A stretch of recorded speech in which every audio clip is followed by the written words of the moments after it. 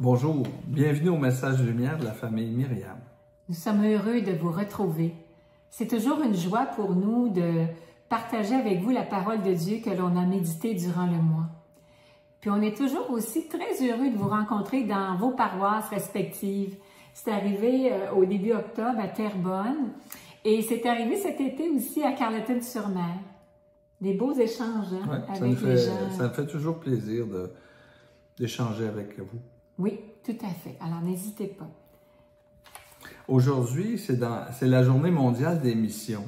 Et dans l'Évangile, Jésus dit à ses disciples une parabole sur la nécessité de toujours prier sans se décourager. Alors, la parole fait référence à un juge qui ne respecte pas et qui se moque des hommes. Il s'en fout. Or, une veuve lui demande justice contre son adversaire. Le juge refuse, mais cède finalement à cause de la persévérance de la femme. Ça t'arrive d'être persévérance, hein? Puis Jésus dit, « Et Dieu ne fait pas justice à ses élus qui crient vers lui jour et nuit. » Moi aussi, ça m'arrive d'être persévérant. Tu l'as dit. On commence par vous raconter une histoire du père Émilien Tardif, prêtre québécois, qui est décédé en 1999 et à qui le Seigneur avait donné un grand charisme de guérison. Alors qu'il était en mission en Afrique, au Congo-Brazzaville, il raconte que lors de la messe de clôture, le Seigneur fit beaucoup de guérisons merveilleuses. Les gens étaient tellement heureux qu'ils sortaient du stade en louant et en remerciant Dieu.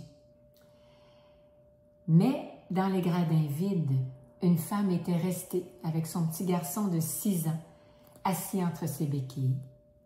Alors que le gardien lui demande de partir, elle lui répond « Non, je ne veux pas partir. Mon fils n'est pas encore guéri. Je vais continuer à prier. » Et elle est restée en prière 2 heures encore. Après quoi, son fils se leva lui-même et commença à marcher sans ses béquilles. Ça, c'est la persévérance dans la prière dont nous parle l'Évangile d'aujourd'hui. Quelle foi chez cette femme! Parfois, nous aussi, nous demandons avec foi et comme cette maman, nous recevons. Ou on ne reçoit pas. Mais attention, c'est une demande. Si on reçoit, on n'a rien à rajouter. Gloire à Dieu, hein? Amen.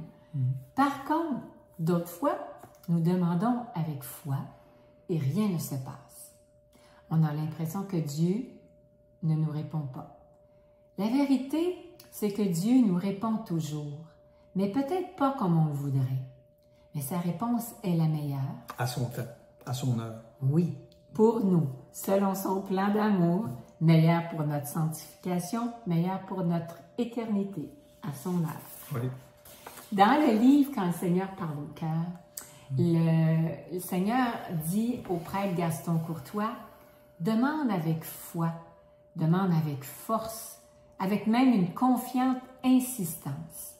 Si tu n'es pas exaucé sur l'heure de la manière dont tu le concevais, tu le seras un jour prochain de la manière dont tu l'aurais désiré si tu voyais les choses comme moi je les vois. » Donc, quand on demande quelque chose à Dieu, il faut avoir la foi. Il faut avoir confiance qu'il a entendu notre demande et qu'il va agir. Oui. D'autre part, il ne faut pas oublier aussi que la prière, c'est un combat. Surtout le temps. On n'a pas tout le temps. On se sent poussé par plein d'autres choses dans la vie. Et pourtant, Jésus lui-même, qui nous semble un homme très occupé dans l'Évangile, quand on lit, prenait le temps, le matin, le soir, puis même la nuit, pour rencontrer son Père. La prière est d'abord et avant tout une relation, un rendez-vous avec quelqu'un qui m'aime, tout en me connaissant tel que je suis. C'est beau, c'est très beau.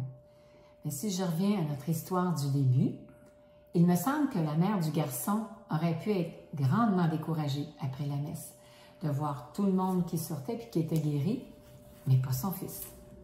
Elle aurait pu dire, j'ai été oubliée dans la distribution, puis se replier, être frustrée même envers Dieu, puis arrêter de prier. Mais non, elle est restée à prier pendant 2 heures encore. Moi, je la trouve extraordinaire. Elle est persévérante. Elle est persévérante. À la foi. Oui. Ben, combien de découragements nous font baisser les bras? Ça arrive, ça. Et la première lecture l'illustre très, très bien. Alors, quand Moïse tenait la main levée, Israël était le plus fort. Quand il laissait retomber son adversaire, Amélec, était le plus fort. Quand on parle de combat, demandons à Marie, en ce mois d'octobre, de nous aider à prier dans l'épreuve et d'intercéder en notre faveur. Puis gardons les bras élevés et le cœur en Dieu. La Seigneur, elle a les bras longs. Ouais. Dernier point. Prier sans se décourager, ça implique aussi que l'action doit accompagner la prière de demande.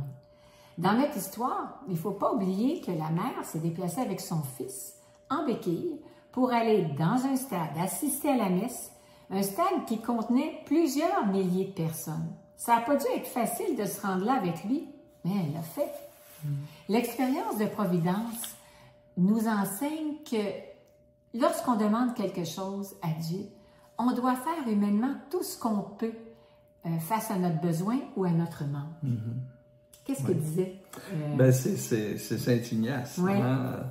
Dans une maxime, Saint Ignace de Loyola, il disait « Priez comme si tout dépendait de Dieu et travaillez comme si tout dépendait de vous. » Alors Dieu attend donc notre engagement comme celui de la veuve dans l'Évangile qui s'est levée et qui est allée parler au juge de son adversaire. En résumé, Non, vas-y. En résumé, là, dans le fond, quand on demande quelque chose au Seigneur, prions, première chose, avec persévérance. Ne baissons pas les bras, même si nous ne sommes pas exaucés tout de suite. Puis, de notre côté, faisons humainement tout ce qu'on peut. Ensuite, ayons la foi que Dieu a entendu notre prière et qu'il nous viendra en aide à son œuvre. C'est ce qu'il attend de nous. Là-dessus, au revoir. Et à la prochaine. Jésus.